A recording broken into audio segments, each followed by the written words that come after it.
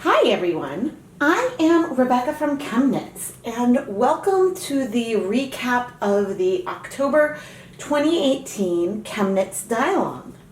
In this video, I am going to recap the yarn that I dyed in 2 live streams, talk a little bit about how I was inspired by the inspiration photo, and then I'm going to show some of your work and some of the yarn and blanks and projects that you created with this inspiration in mind.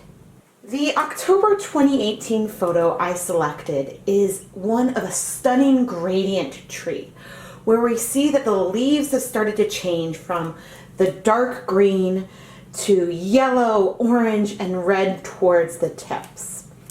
In the first live stream, I've sort of looked at this and these leaves in an abstract way and created this sock blank with stripes from the green all the way to this red-orange at the other end.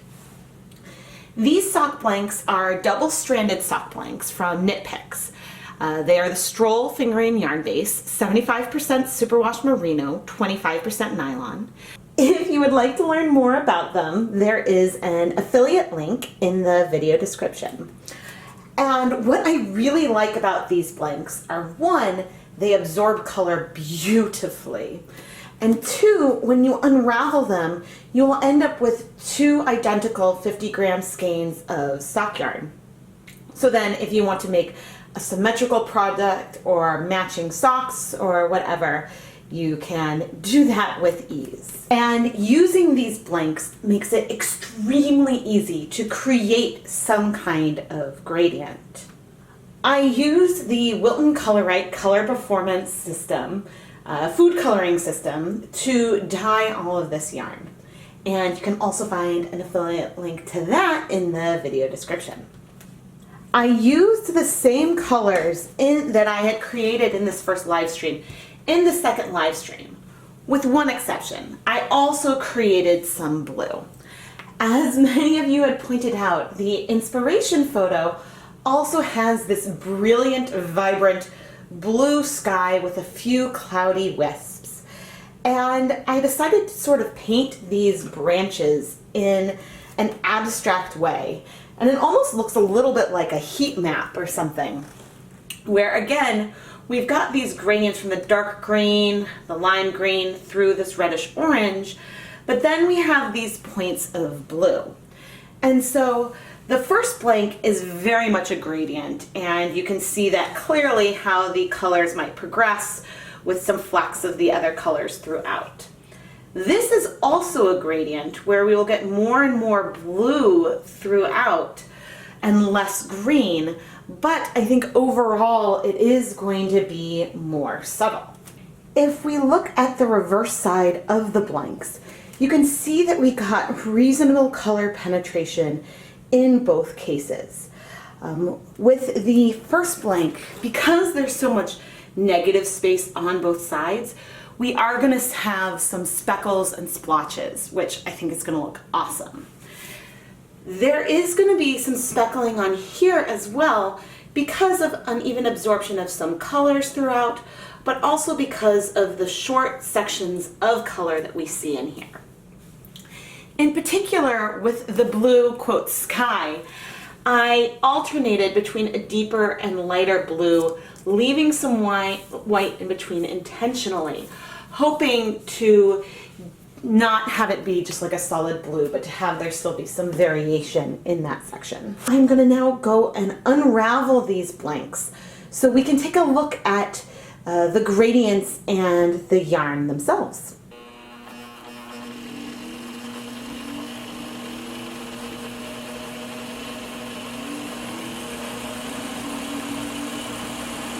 I know it can be nice when I unravel these blanks by hand, but it is significantly faster for me to use my automated skein winder to unravel these blanks.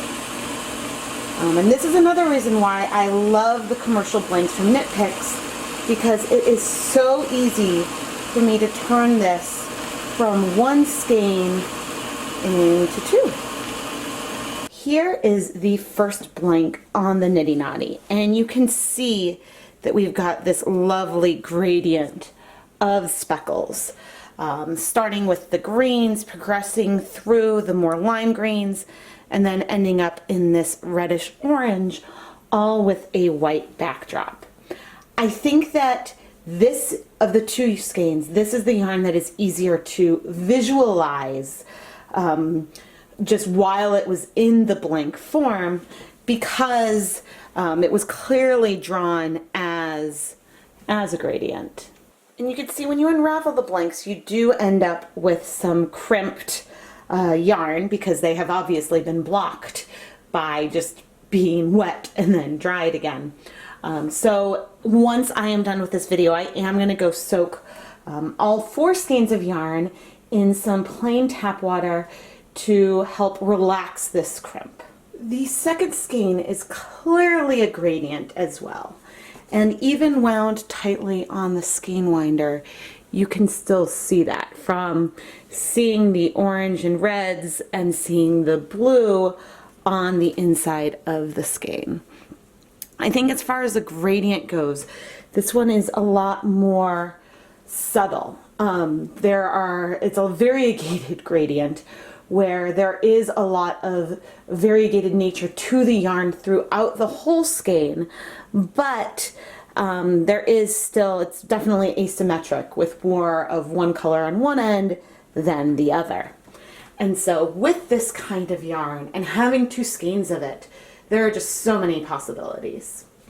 Here are the spaghetti skeins. And I think that looking at them sort of unwound like this, the top one with the blue fits the feel of the inspiration photo a bit better. The bottom one feels a lot like part of a rainbow gradient. And that was one of the reasons why I was actually reluctant to introduce some blue into the first one, because I feared that it would feel too much like a rainbow when that wasn't quite the feel that I was going for. I wanted a fall-inspired gradient. Which one of these yarns is your favorite? I'd love to hear your opinion. Let me know in the comments.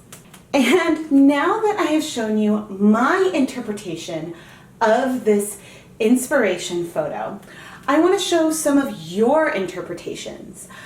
These pictures were shared with me on the ChemKnits Facebook page or on Instagram with the hashtag ChemKnitsDialog. Thank you so much for participating. All of these yarns are inspired by one photo, but I think it is really inspirational how different and varied they are, because a different thing in the photo might catch someone's eye.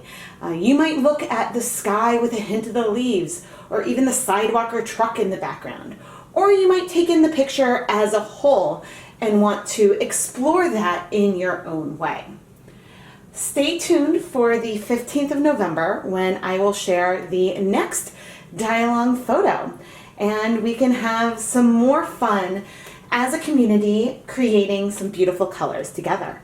I am Rebecca from ChemKnits, and if you enjoyed this Dialog, make sure first that you subscribe to the ChemKnits Tutorials YouTube channel. I don't know if my vision of the Dialog will always be in a live stream or if I might do it in a pre-filmed video. But either way, I will always film a recap after a couple weeks so that way I can share some of your photos. Make sure that you follow me on Instagram. I'm at ChemKnits on Instagram, and on Facebook I'm just ChemKnits. And if you follow those, then you will see the next inspiration photo as soon as I share it. Finally, if you love all things ChemKnits and would like to support us on a more personal level, check out the ChemKnits Patreon. You can find a link in the video description and iCard. Patreon is a platform that connects viewers with the content creators they enjoy, and you can support them financially in exchange for some really cool perks. Thank you so much for watching.